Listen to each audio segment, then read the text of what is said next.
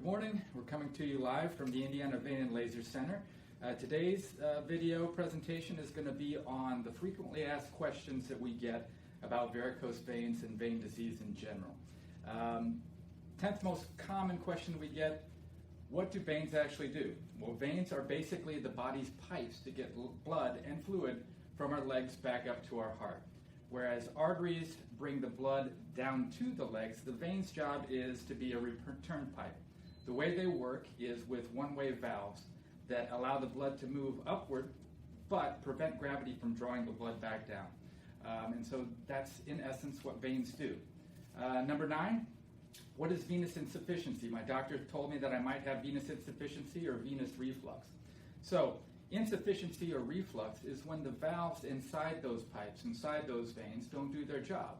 And now gravity can draw blood and fluid back down the legs, creating pressure, creating symptoms like heaviness, itching, pain, discomfort, especially when standing in one place for a long period of time. This can eventually interfere with people's ability to do everyday activities, exercise, work, and is easily addressed. Number 8, what causes varicose veins? Well, again, it's the breakdown of that valve, but some of us have a genetic predisposition towards veins failing us. You might have a family member that you know of, or maybe one in the distant past that gave you a genetic blessing where these valves don't completely close.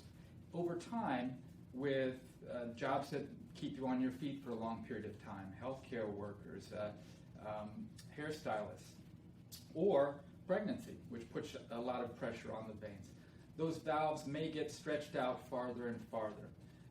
And so as the vein gets stretched out, more blood is pouring in the wrong direction, the symptoms worsen over time. Number 7, will they get better on their own? The answer is no, they don't. Certainly compression hose can help slow the progress of the disease, but as that vein slowly stretches out and those valve leaflets get pulled farther and farther apart, more blood pushes down in the wrong direction, stretching the vein out farther and worsening the situation. So whereas compression hose certainly can ameliorate some of those symptoms, after a while, nothing's going to make you better without getting things fixed. So number 6, how do you fix vein issues? Well, really it depends on what we find on the ultrasound. Keep in mind that the veins at the surface of the leg drain into deeper veins, which drain into even deeper veins, and then up towards the heart. So the key is finding out where did the failure originate. And we do that with an ultrasound in the office. Very quickly can show someone where this problem is originating.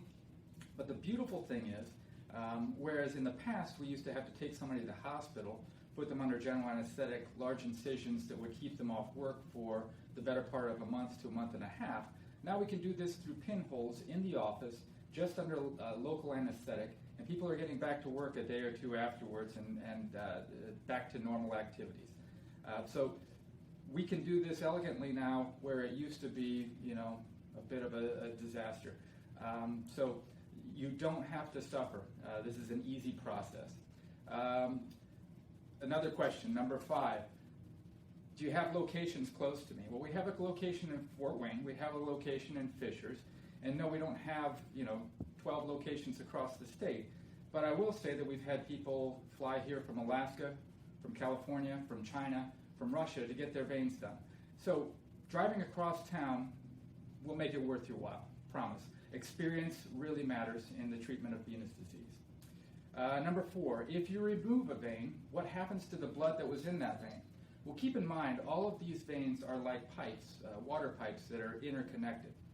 And so if you take one of those pipes and you close it, well, the water will automatically flow through the other veins. There's no rerouting that has to be done because those connections are already there. And also keep in mind, when a vein is stretched out like this, it's not doing any positive work for you. It's actually creating extra work for the remaining veins. So taking it out of the circulation actually makes life easier for the remaining veins. Number 3, will I run out of veins? No, we have thousands and thousands of veins. And again, when they're stretched out like this, they're nothing but a negative. So getting rid of them makes life much, much easier for the remaining veins. But no, we have thousands of veins in our legs. Number 2, how long will I need to be off work? Most people go back to work within a day or two. So a lot of people will have their procedures done on a Friday. go back to work Monday, but whatever works for somebody's schedule. People are back on their feet quickly, and really, it's very difficult for you to mess up what we did. So going back to work is encouraged as soon as someone feels symptomatically well enough. And the last question, number one that we hear, does insurance pay for varicose vein treatment?